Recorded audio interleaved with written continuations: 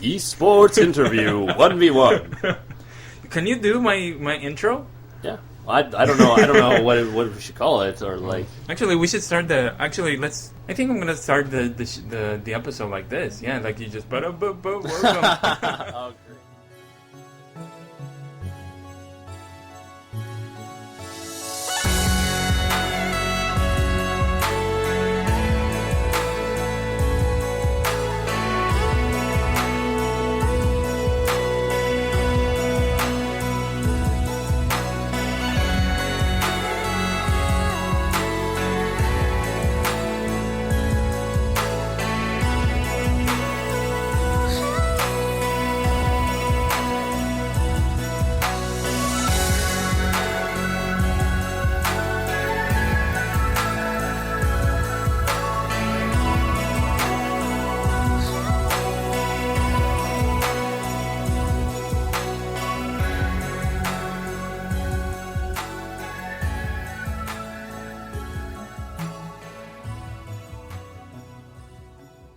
You guys, you just heard Braiden Watling, also known as Psylence.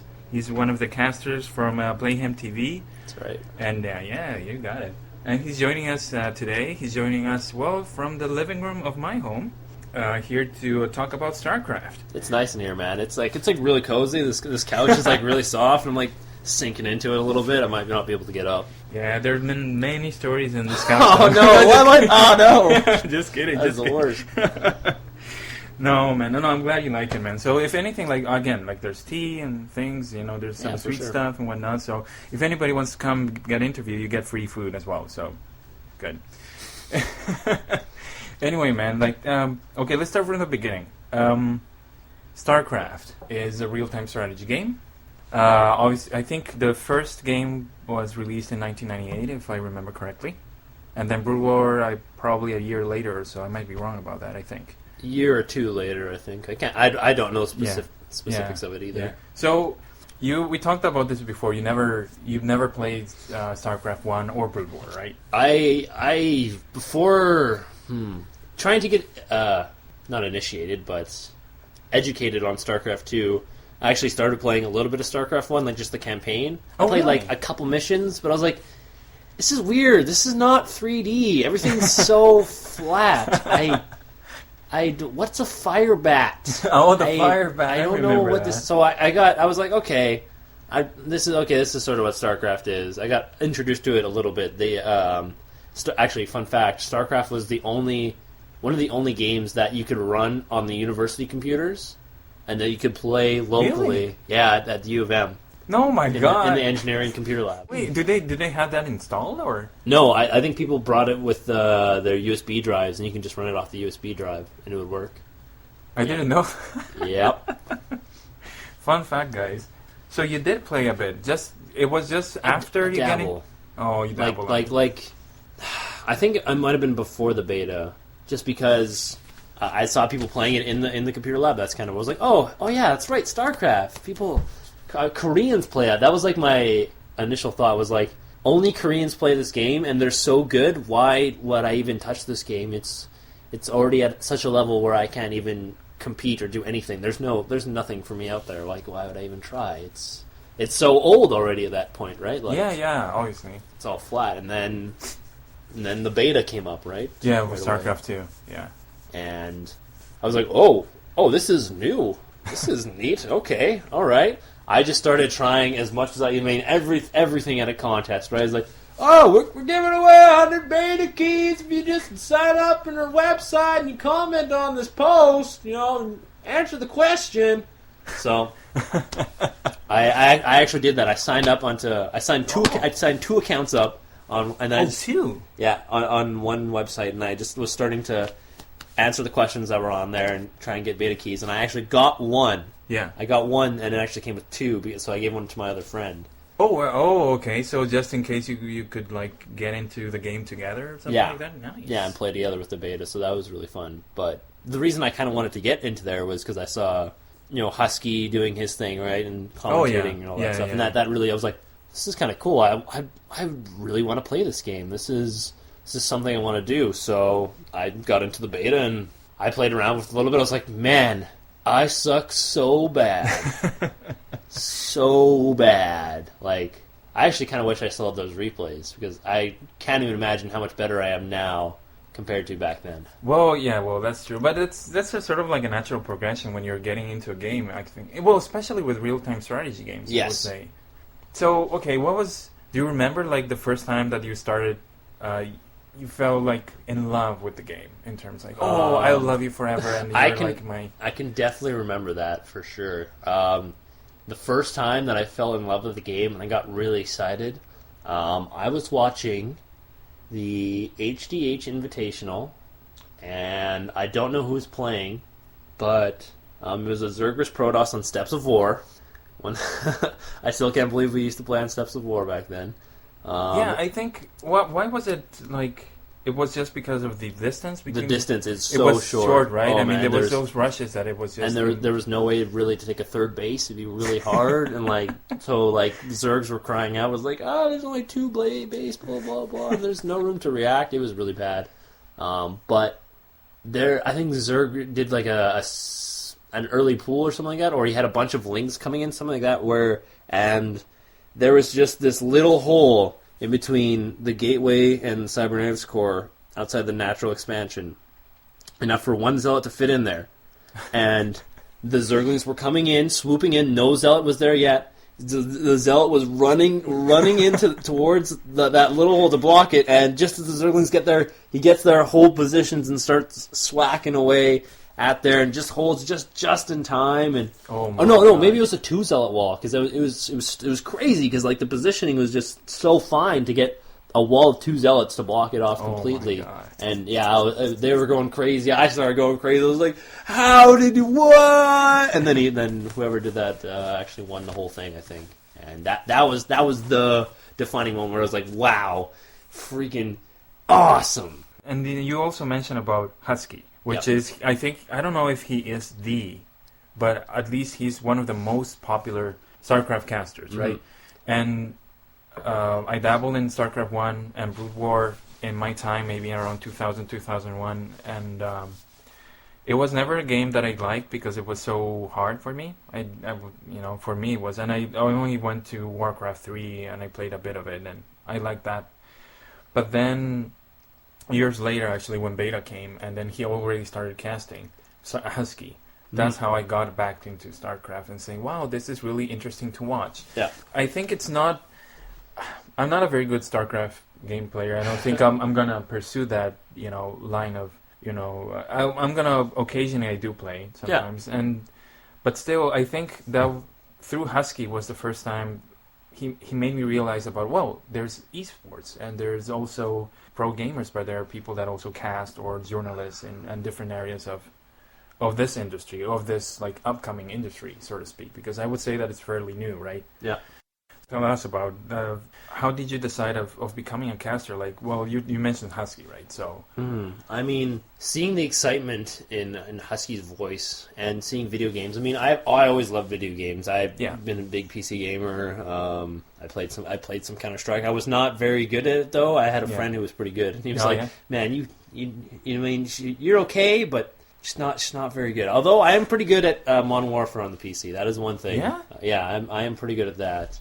I've always been a gamer. I mean, my first console, unfortunately, was a PS2. But every time, anytime I got to go over to my cousin's house and play his Genesis or anything, I was like, I love my cousin. He's the best cousin ever, So there you go, cousin. I've always been a big gamer, and I've decided, I want to get involved somehow. I just never thought video games, or in any sense, would be a viable job. Game designer maybe, or something like that. I was like, it's just not really for me. And in high school, I was in drama a lot. I like to act too. I really love acting a lot and being out there doing that thing. And then when I realized that, wow, people actually commentate video games. That is a thing. Well, I like broadcasting in a sense. I like acting. This seems like a good way to combine both these things that I love to do into one. Yeah. And then I was like, wow, this is a great idea. Let's start doing it. And I was like, well, do I have a mic? What do I use for a mic? So I was like, wait, I've got Rock Band. Or no, I got Guitar Hero. I can use the mic from Guitar Hero. Oh my god. and use that for my mic, and I did, which actually worked surprisingly well. Really? Yeah. Oh yeah, man. That thing is fantastic for a mic. Oh my god. If you have that, or if someone else you know, Good pointer. It's a really good mic. So I started using that. I built myself a stand for it. Yeah. And I went from there. I got my fraps. I started doing some YouTube videos, and that was just like I started going after it. And then I started doing my own tournament every Saturday, just a fun tournament. I was like, I'll just make a tournament, and then I'll get to cast it. Yeah. And I started casting it, and I had a bunch of people watching, actually. I was really surprised. I was like, I got like 50 people watching. This is freaking awesome. Having 50 people watching when you're just starting to do your own thing, it's very encouraging to yourself. Like, yeah, I'm the freaking man. Are you kidding me? I can do anything. Yeah. That was awesome, and that was a ton of fun. And from there now, I'm having a ton of fun doing what I'm doing currently with Playhemt. You actually produce a tournament, so to speak. Yeah, we it was on Saturdays. It was called Saturday Night Starcrafting. Nice. SNS. I made a banner for it and stuff. It was pretty sweet. And we actually had a couple notable names too play. I think I actually had Drewby play in one of them. Really? I think he might have won the tournament that actually we was had. He already from Complexity? No. I think he was still a part of Root at that time when Root was still around. So I can't remember who else. But from there, I got involved with the Rush Network after I stopped doing my own tournament, because adminning your own tournament and doing it all by yourself, like making sure all the players are here, checking in, make sure everyone's there to play each other and that all the games are going, it's so much work. It's stressing, and then you're casting too as well, and it's like, no, do not do that. Get a multitude of people with you and organize a tournament like that, because that is the way to do it. Because doing it by yourself, and there's just no way to do it decently, I'd say. Yeah. Well, then it was that the first time you cast it? Like when you produced your own your first tournament? Yeah. When I figured out my live stream and stuff like that, because back then there was no XSplit actually. Oh, really? Yeah. I had to do it. I had to figure out how to do it with Flash Media Encoder, and then I did it via command line stuff. Oh my god, it's crazy. Oh my god, that's a lot of work though. And then finding out all the settings and stuff like that. So the first time, I think. Well, I'm trying to think if it was either YouTube or it must have been YouTube, because I casted in the beta. Yeah. For YouTube stuff. Man, did I suck so bad. But man, it was that bad. Holy moly. Guys, what is up? This is Psylence bringing you another game of StarCraft 2. We got a 1v1 game for you guys right now. We got Jimmy, our red Zerg, and Matrax, our blue Protoss player. One thing I should say before this game gets started, what I read on the description of this replay was super exciting, so hold on tight and buckle up, because looks like we're going to be in for a bumpy ride, or something more like a roller coaster or something like that. Hopefully we'll see some pretty exciting play here. So, pylon going up. We see any spawning pool for Jimmy? No rushes, no cheeses, as the kiddies say, cheeses. Oh, cancels out the gas. Thought he was going to go early gas, but I guess not. Take a look at APMs here. Looks like we're not seeing really too much APM spam. I guess APMs really only matter. Personally, I think APMs only really matter in the late game there. Early game, not so much. I mean, we actually do see some APM spam by Jimmy. Jimmy, come on now. Jimmy. Alrighty. Gateway going up for Protoss here, and spawning pool looks like it'll be going up real soon here. And for Jimmy, come on. There it is. Boom. Spawning pool for Jimmy. Double gateway here. Probably going to put up another pylon here somewhere as well. And looks like this probe is going to be going to scout out Jimmy's base. So looks like it could probably be pumping out a couple zealots. Something to note here. Jimmy does have his gas. Taking a look at income, he does have his gas a little bit earlier than Matrix, so it'll be interesting to see what kind of build Matrix is doing, especially with no gas. He may be going early zealots, Oh, it's hard to say. Usually Double Gateway does lead to that, but it doesn't look like he's rushing out.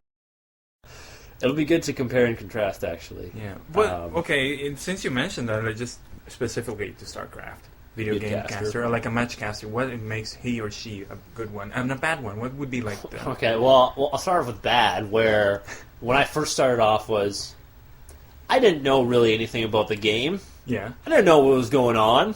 I was like, oh, he's building something. Look at these, what are these, Zerglings moving forward.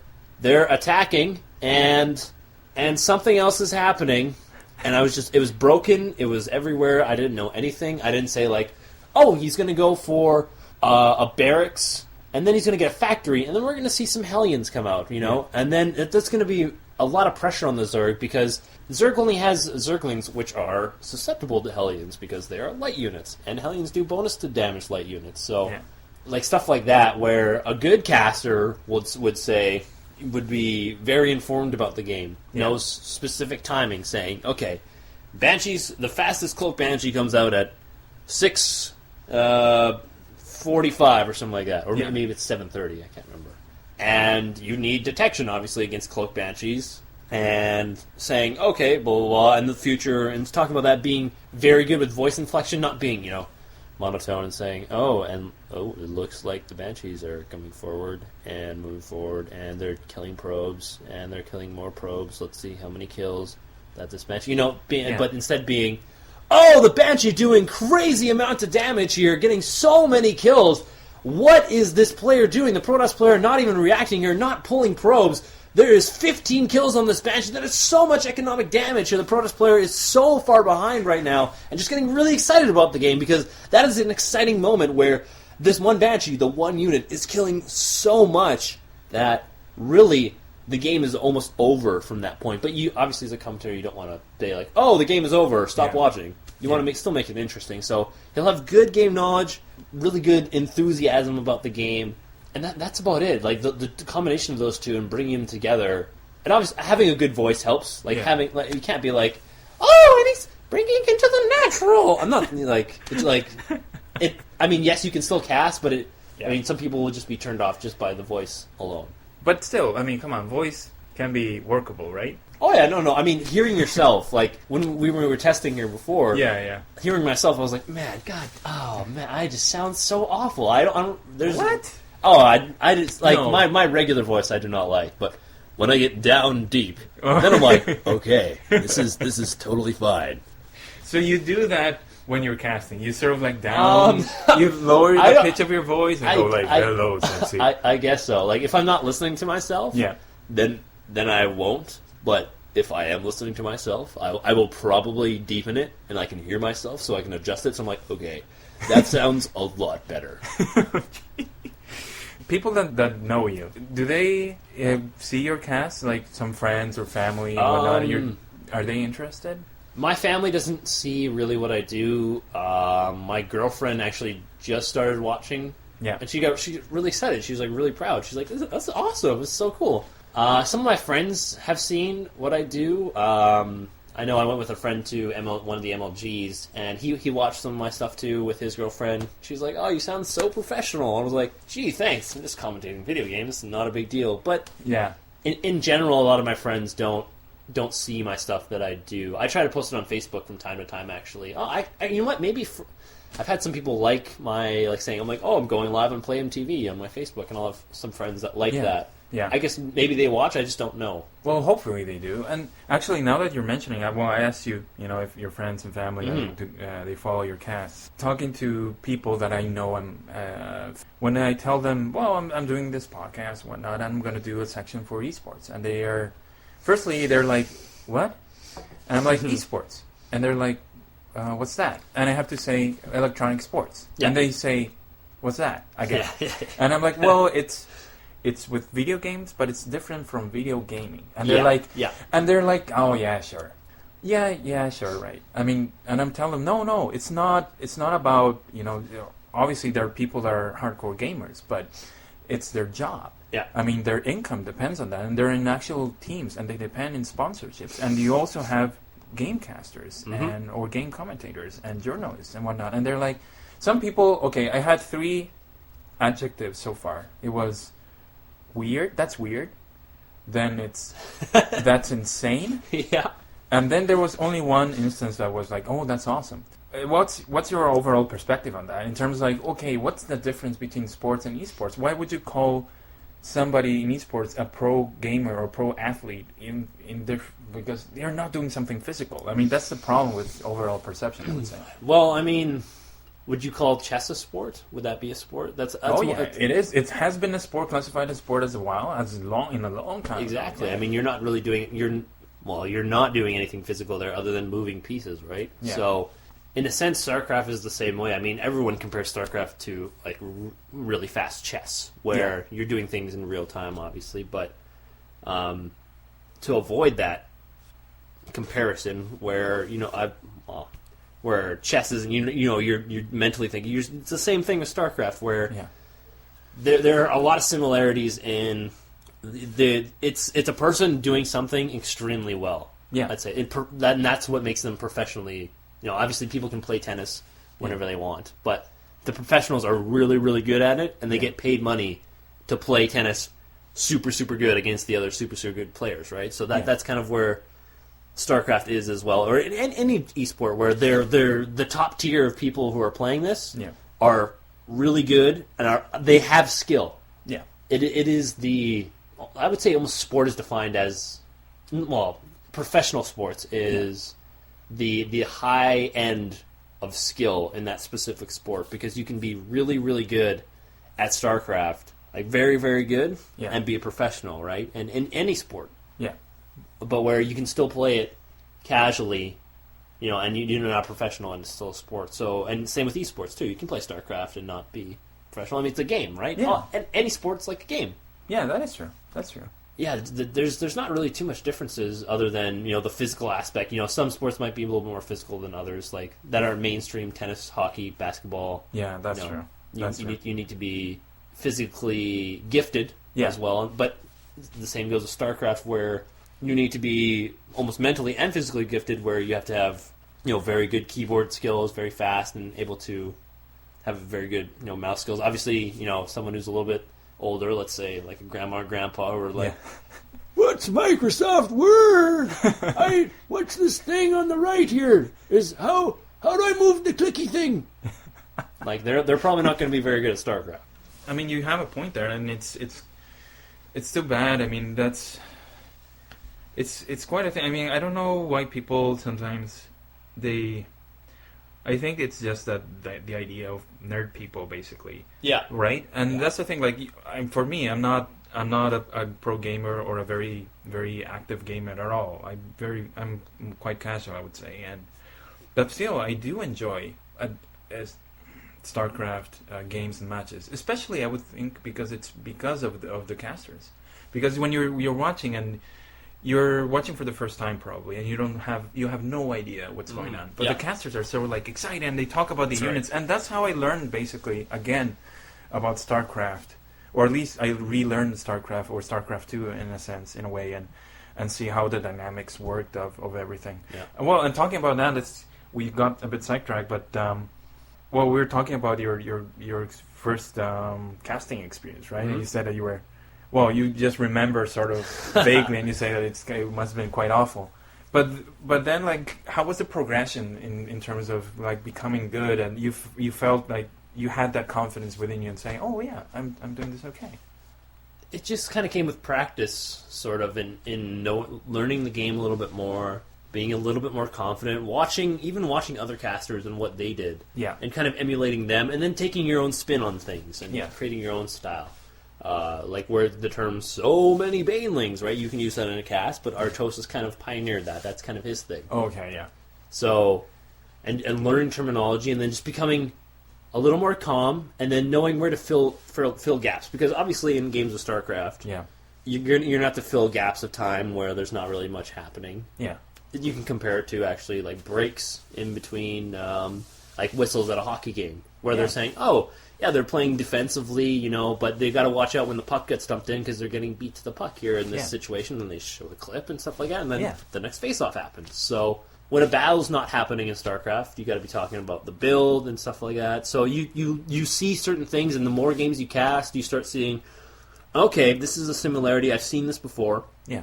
And getting experience of that, and then your voice sort of develops where you are talking clearly and slowly at a good pace, because you don't want to be talking too quick, because people can't really ingest information that quickly. But so it just came to where I started, just moving along slowly. It's sort of like a train starting up. Like a train takes a lot of momentum or to really get going. No, not a lot of energy. Train, the silence train. The silence train. Yes. No, it's quiet.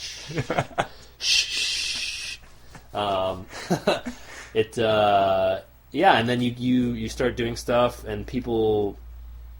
I don't even know how I got picked up onto the Rush network. That was kind of like my first. Wait, Russian network? The Rush network. Yeah. Oh, okay. I'm like, what? The Russians picked you up? No, okay. The Rush network, where it was sort of like a StarCraft, where they covered little tournaments that were going on. Yeah. So it's sort of regional tournaments, North America. Yeah, mostly North America. No European, I don't think. There was like a TQ. I think TQ used to be a team. I think VT had a tournament going on or something like that, and then you would cast different tournaments there with other people who were also pretty good commentators. Yeah.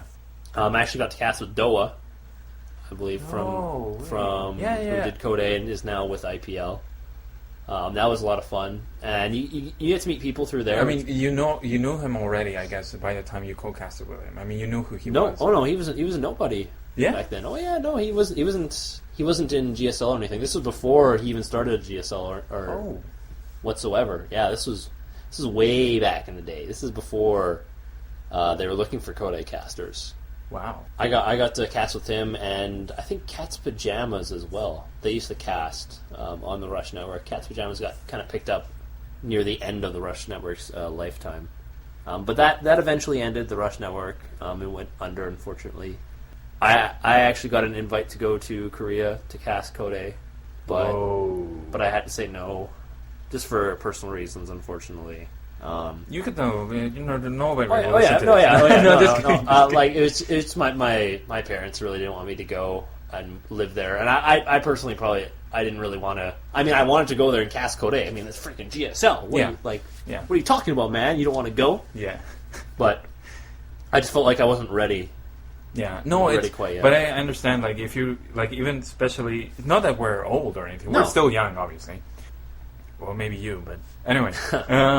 But I know, like, when you get excited about something that's great and an opportunity, you just try to jump on it. But then you don't think about you're going far away from home. Yeah. And it's completely a total different environment. But yeah, I think it must have been for the better, I guess. Yeah, it was hard to make the decision, but I went through with it. So then after I kind of took a little bit of a break from casting, trying to just get everything together with school and everything. I was at computer engineering at U of M for 2.5 years, and I started not liking computer engineering at all. I was like, what am I doing? And so then I made the hard decision to say, nope, you know what, computer engineering isn't for me. I decided to quit computer engineering right on the spot, basically, in the middle of a semester. I said, okay, that's it. No more. I can't take it. I don't like it. And I decided from then on, I was like, you know what? It's not about what's going to make you the most money or what you think you sort of like doing. It's about what you love doing and what you like to do. And that's what that's what I fell back upon, was like, okay, well, what did I like doing? Well, I really liked commentating StarCraft a lot. Yeah. Well, let's do some of that. So I started back up again. It was that break you mentioned, right? Yeah. Was that break long though? Like maybe it was a fairly long time. Like I kind of went away. How did I come back? I don't even know how I got back into things, really. It might have been actually with MLG's caster program. Yeah, that's definitely what it was. I've never really thought of that. Yeah, where they shut out replays of the unshown games from MLGs. Yeah. And you casted them and provided VODs for them in their system. Oh, really? Nice. So I got to cast through that, and so basically, were saved replays, basically. Like Yeah, they yeah. were not streamed. So yeah, you had no, they were saved replays, and I got to upload them to my YouTube and stuff like that. Nice. And yeah, that was awesome. And through that, I got to go to MLG and commentate there for just a little bit on one of the beta streams. Wow. When I was commentating on the beta stream, that's when I realized, I was like, well, okay, this is what I want to do. If I can make this if I can make a living off this, I will be one of the happiest humans in the world, because I can't even explain it, because finding that one thing that when you finally get that realization, that epiphany, that like, yes, this is it. Yeah. This is the thing that drives me, that I want to do for the rest of my life. It's incredible. That wasn't MLG Providence, was it? That was. It was. Yes. Well, tell us about. Give us a run through from that. Like you saw the chair and you were like, "Oh, okay. That's my chair." I'll start off from the very beginning, actually. So you got off the plane. Even before that, I'll talk about how I even came to going to Providence, because awesome. it is a ridiculous story in my head, at least. Where so I went to a social. I met one of my friends there, and she brought some of her friends. Okay. One of my now best friends, Catherine and Andre. Hey, Catherine. Hey, Andre. They're really supportive of what I do too, which is awesome. And I met them, became friends with them pretty much instantly. And then through Catherine, I met Holly, who's Holly's boyfriend, Alan, was the one that went with me to Providence. Okay. So, but just randomly, like I met this guy in September. Okay. Before Providence, we just talking like, "Hey, you like Starcraft? I like Starcraft too." Blah blah blah blah. And he just suggested like, "Hey, let's go to an MLG." Yeah. I was like, "Okay, yeah, let's go." That's never gonna happen. And he's like, "No, let's go. Let's do this. I'll book the flights." I was like, "Okay, you book the flights. I'll let you. Don't. Whatever. That's not gonna happen." And he did it. He booked the flights. I bought the passes, and we went. Just randomly, we went. I wasn't even supposed to commentate. I went there as a spectator, and then got to the event. Freaking awesome. I took pictures right when I entered. I just kind of looked around, and it was like, all right, this is an MLG. Okay, let's do this. Yes! Yeah. So I watched all the games for the first day. Was it on the first day? Yeah, it must have been. Yeah, first day. So MLG Lee, who is... I'm not quite sure what his role is, actually, at MLG, but... super nice guy at MLG. I made him a Twitter background earlier. Oh, nice. just randomly, and he sent me a couple shirts at MLG. So I saw him there in the flesh. I was like, "Oh, hey, hey, Lee, I'm Braiden. I made your Twitter background. Blah blah blah." And he's like, "Oh yeah, that's awesome." I was like, "I'm also involved in the casting program too." He's like, "Oh yeah." I was like, so I asked him. I was like, "Okay, so." Who do I talk to about casting on one of the beta streams? You know, because I knew they had them going on there, and he's like, "Wait, talk to me." And I was like, "Oh, okay. So, like, is there any chance in the future, like, I could do something to get on one of them?" And he thought for a second. He's like, "Yeah, okay. I've seen some of your stuff. You're pretty good. Well, we'll see. How about tomorrow morning?" Okay, I was like, wow. What? Yeah, yes. And he's like, "Okay, we'll just get one of our casters to come check out your stuff." Yeah. Gave me the approval, gave me the okay, and he's like, "Okay, do you have a dress shirt here?" I was like, "Nope." He's like, "It's always good to come prepared." I was like, "I had no clue. I didn't know. No one expects to do that." Yeah. So I went out that day. I left the MLG event. I went out, bought a dress shirt immediately. I didn't have a blazer, though. I was going to ask you about that, because in the picture you had, you were sort of like... So, Robin, who also was at one of the beta casters... Oh, he was at MLG as well? Oh, yeah. He casted on the beta streams for two... Yeah, you mentioned, sorry. Yeah, that's true. He did it. He's done it already, and he was there. And I actually ended up having to borrow his blazer... and cast on the stream because I didn't have one. So that's Robin's blazer? That is Robin's blazer. So is he responsible for your rise to fame? A little bit, yes. Yes. Maybe I'm just asking. Maybe if he hears this, I mean, just to make sure, he probably would have pointed that out. I'm responsible, So just mentioning, acknowledging the fact that maybe. Yeah. Okay, but maybe it's the guy that makes the suit rather than the suit makes the guy. I mean, I could say that some of it rubbed off on me because I think I did a really good job. Although I did watch the VODs of me talking and stuff like that, and I talked really, really fast. Holy crap, was I excited! Yeah. I was just like, I was spitting information, just talking about myself, and just like blah blah blah blah, MLG blah, stuff here, doing stuff, Yeah. It was just crazy. But what came from MLG was I got to meet a bunch of people involved in the Starcraft casting community specifically, where that in fact got me involved into Playhemt, which I am involved with now. Yeah. Which is awesome because there's so many awesome people involved in Playhemt. I can't emphasize that enough. Going from there and coming back, it's just been great. Yeah. Okay, you bought the shirt, and then you got the jacket from the blazer from Robin. Yeah. What was going through your mind like then? Because it is a big event. I mean, when I first heard that I was casting, I was like, I imagined myself skipping around the event, moving, like jumping and hopping. I told some of the people that I just met, like, hey, I'm going to be casting on the beta stream, tomorrow morning. I was all excited. I told Alan and Dave, who I was there with, that we're going to be casting. Like, oh, what? Really? Yeah, man, it's going to be awesome. I'm going to need a lot of sleep. Yeah. And I told one of the girls that used to do photography for MLG, professionally. Wow. And hey, I'm going to be casting on the beta stream. You should take some pictures of me while I'm doing it. By the way, that'd be totally awesome. Yeah. So she did, which was really, really nice of her. I was excited. I couldn't believe it. I was like almost crying. I was so happy. Like I still don't believe that happened almost. Like right even at this moment, like to be thinking that.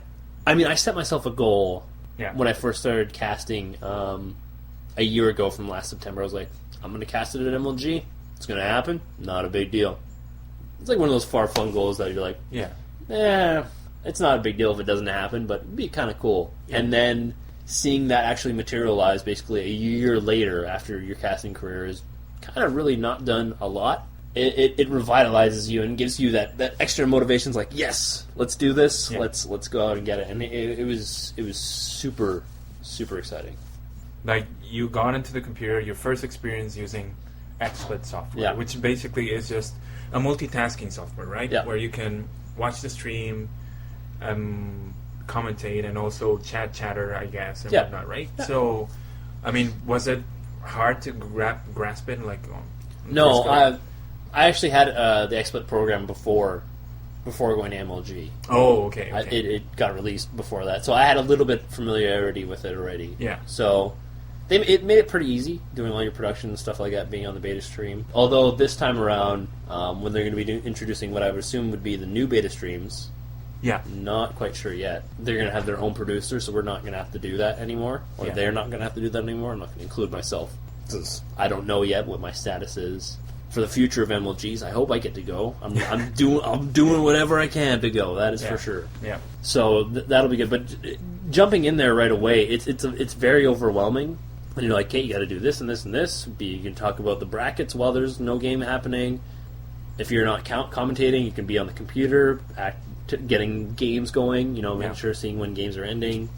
It's pretty hectic. There's a lot of work, and so I give a lot of props to. The current beta casters that were there doing all that stuff and casting all day by yourself almost will drive you mental because solo casting, you're just talking by yourself. You can't play off anyone. Yeah. So it just makes it really, really hard. Wow, I never thought about that, really. I mean, it's actually easier. Well, I guess it is, right? Mm-hmm. You're exchanging opinions and perspective of a certain situation, so it makes it, that is true. I never thought about that.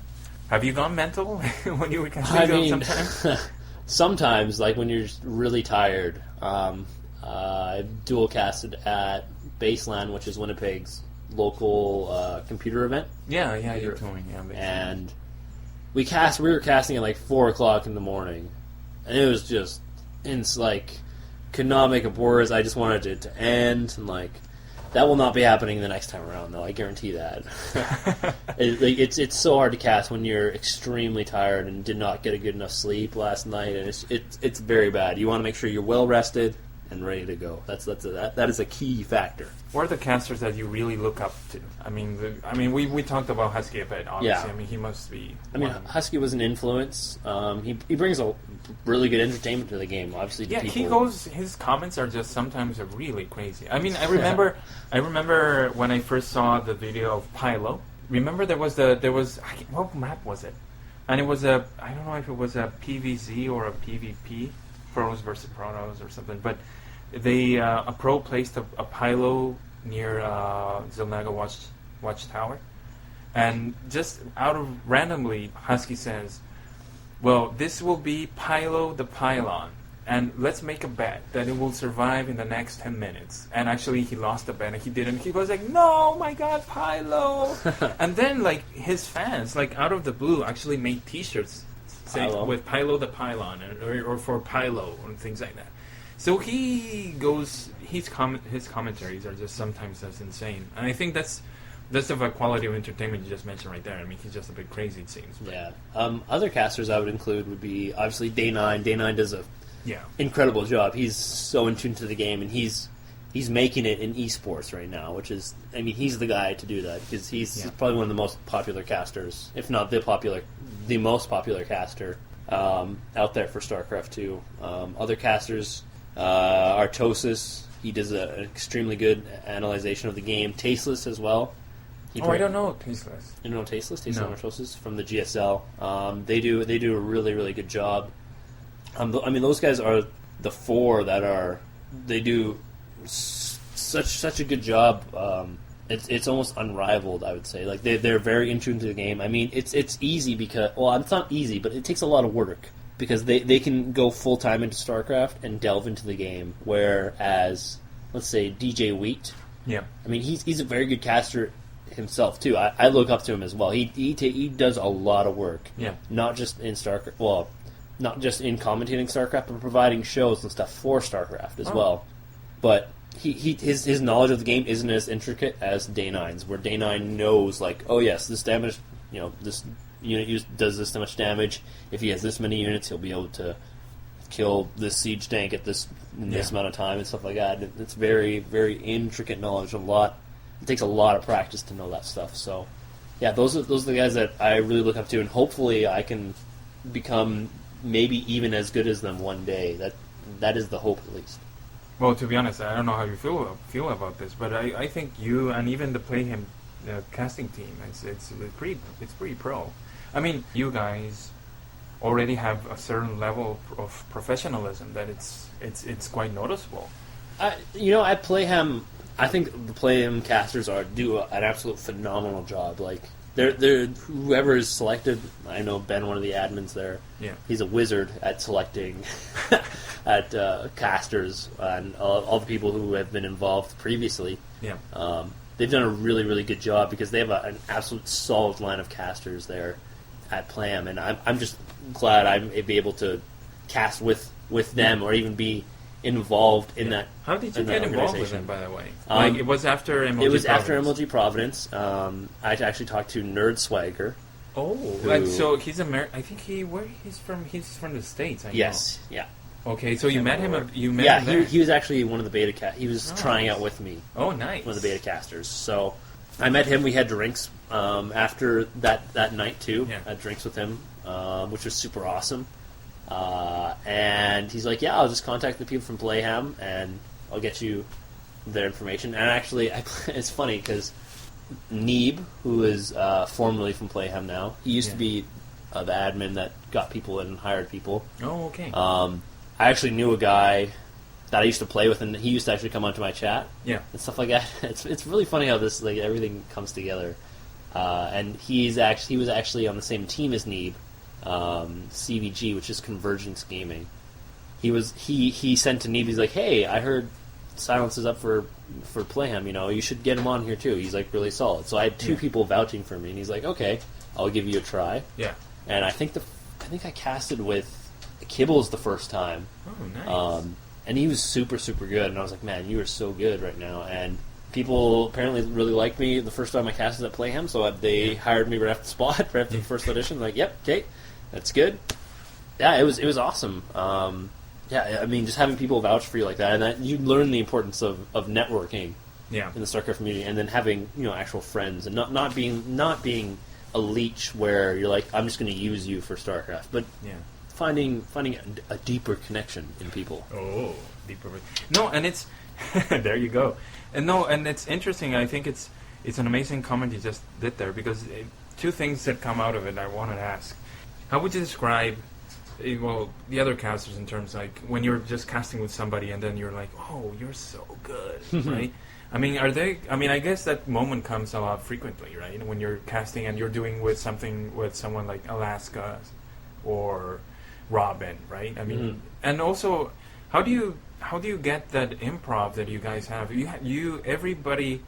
I can't think of any coupling of casters that didn't work out. The terms in the fact of the banter that you have. You sort of like improv and you go around this like tangent, and it's so funny, and then you just immediately go back to the game. It's unique in a way where we're well, I wouldn't say very close, but we're close as casters because we keep on Skype chat. Like, I mean, if like me just sitting here talking with you right now, I bet you the Playhemt Skype chat is just like 300 messages waiting for me when I get back home. Like, there's everyone's talking to each other all the time, so we kind of know each other. Oh, okay. And they're just really awesome because you know what, the Playhemt people will just go with whatever, like Space Shark.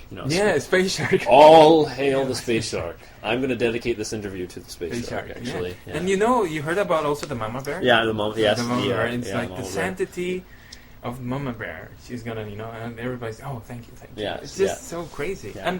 And now that we're also talking about them, all of you as a group, do you have comments about the bromance?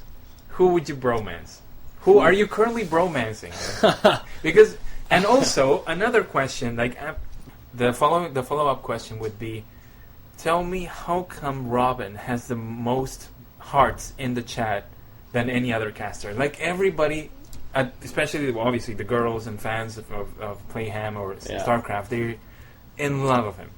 You gotta explain me. I mean, Robin's just a likable guy, man. He's really freaking funny, and like he has love to give everyone. He just that's all I can explain, man. He's just a super nice dude. Like even in person, he's just he was the first guy to show me around like backstage and stuff like that. He's like, yeah, man, this is awesome. Like, super excited for you. I was like, yeah, me too. It's just like, I'm like kind of nervous too as well. He's like, don't worry, man, just chill and be good.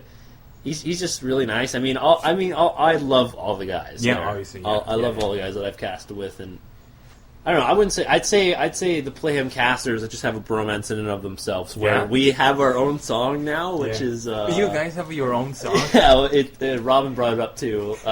It is. Oh my god! I can't believe what song it is. I can't. I know how it goes. I'm not going to sing it though. No, come on. Why? It's not a singer. I'm a commentator. I think it's how the lyrics go. It's by Vanessa something. Vanessa Carlton. Yes, yeah. That's why they. That's why they played what was the song? Ah, shoot! It's in the tip of my tongue.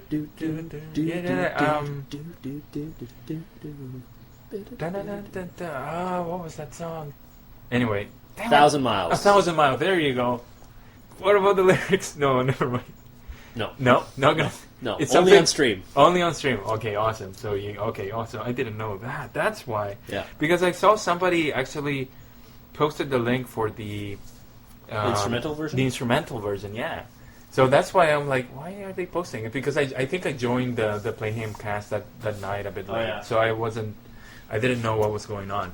So there you go. Yeah, that's our song now. We've adopted it. So everybody loves each other, and everybody's bromancing with each other, basically. Pretty much, it's just a big orgy of bromance. The second thing that I want to ask is about the game itself, but not the nuances of the game in terms of strategy and whatnot, but it's specifically the StarCraft community. Yeah. How would you describe it? There's a lot of loving people in the StarCraft community where you'll have a lot of resources to watch if you're not like a very good player. Yeah. But it's a different environment when you're actually playing like on ladder, let's say in a team game. I guess people expect a certain performance out of you. Yeah. a certain knowledge where sometimes that just isn't the case because you're not that good enough. You just started the game, which I guess sometimes just people don't know that, right? Yeah. With StarCraft and the community, the community is ever just growing rapidly. It's huge now, and in comparison to StarCraft 1. Yeah. It's awesome because there's a lot of people who will support you, and I know they had a feedback thread for the beta casters, and I got a lot of love on Reddit, which made me feel really good. And that's why we have also the feedback thread for Playhemt. Yeah. And we get to feel what works for the people who watch Playhemt, because I mean, as a caster personally, I always want to keep improving in any way that I can possibly. I would say that goes for almost any caster that's willing to make a commitment and really wants to become the best that he or she may be. Yeah. How is the work environment of a game caster now in esports? Oh, specifically in this case, obviously StarCraft, but getting things to happen. It's you have to do your own thing. I think you have to build up your resume in StarCraft. Obviously, you start doing your own commentary. It's almost like a demo reel, essentially. Like you do your YouTube page. That's almost like your demo reel, where you have all your VODs and people can look at them and be like, "Oh, okay, this guy's actually good." And then when you go to apply for stuff, then you have a catalog of your work, right? Yeah. Which it helps a lot. Like that kind of stuff is key to have. But where if you don't really have that, it makes it a lot tougher to get into anywhere. Because they'll be like, well, you don't have an experience. We don't know how good you are. Yeah. Whatever. So if people are willing to give you a try, it works out. But getting into things is, well, for me, I've been really lucky, I would say. But for most people, I'd say it's a lot of work and takes a lot of time. It's not that you can. There's a application somewhere that you can find people. We're looking for casters and whatnot. It's not exactly like that. Right? There is. There have been a couple organizations I know that have just put out there. I mean, Playhemt is put out like, hey, we're looking for casters for your European server, whatever, for the dailies. Another North American, sort of like a North American, not the NASL, but a different North American league that's going on. It's going to be coming up soon. I've applied for it. To cast it's like once a month or something like that. For your specific region. So the thought behind that is you'll have your own like hometown caster. For your specific region or whatever. So it'll combine into that. So hopefully I'll be brought on board for that, and that'll be awesome because I'll be able to get again more casting experience under my belt, and that's just going to help me progress. I mean, there's applications where people are like, hey, we're looking for casters, but if you just do your thing for a little bit and you're somewhat good at it, you might get picked up, or you know what, you go out and apply. You just say, hey, are you looking for casters? It does not hurt to ask. That's all. Yeah, obviously. And like it's what happened when you were at MLG Province. Exactly. Right? Exactly. Yeah. It does not hurt to ask at all. I've learned that personally. Yeah, that's true. That is true. That's a good lesson, man. That's so funny. And going back to the esports community of StarCraft, what do you think about the followers? I mean, the thing is that there are not only fans of pro gamers, right? Of a team. They're also fans of the casters, of you guys. The followers can be pretty harsh at sometimes. Really? Yes. Where, I mean, Kelly Milkies, who used to cast Code A, right? She got a lot of negative criticism. Let's put it in a way. How come? Well, I personally don't think she's a very good caster either. I could see why people did not like her. This one? No, that's perfectly fine. Okay. I'll be open about it. A lot of people have been open about it too, where her pronunciation of the words is not, unfortunately, her accent kind of prevents her to do that. She knows a little bit about the game. She plays pretty decently, so she's an okay player. But the way she conveys information isn't.